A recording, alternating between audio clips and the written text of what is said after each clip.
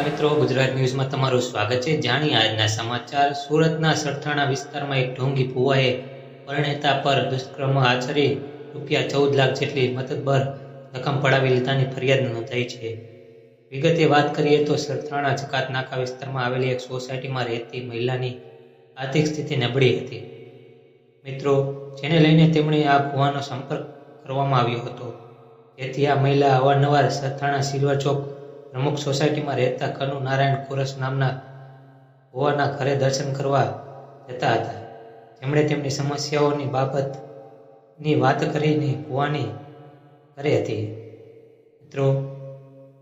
આ દરમિયાન ભુવા અને તેમની પત્ની ફરિયાદી મહિલાને એવી સલાહ આપી હતી કે તમારા ઘરમાં જે પરિસ્થિતિ છે તેને સુધારવા માટે થોડીક વિધિ કરવી પડશે, જે માટે થોડો ખર્ચો લાગશે, જેથી તે મહિલા ટુકડે ટુકડે આ ભુવાને અંદાજિત 14 લાખ જેટલી મતદાર રકમ આપી હતી મિત્રો। મળતી માહિતી મુજબ આ દરમિયાન ભુવાએ વિધિના નામે ફરિયાદી મહિલા સાથે દુષ્કર્મ આચર્યું હતું।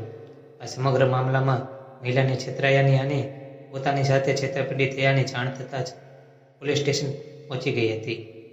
જોકે સમગ્ર મામલાને લઈ સરથાણા પોલીસે ભુવાનું કનુભાઈ નારાયણપુરા સામે ફરિયાદ નોંધાવીને તેની ધરપકડ કરી વધુ તપાસ હાથ ધરી છે મિત્રો।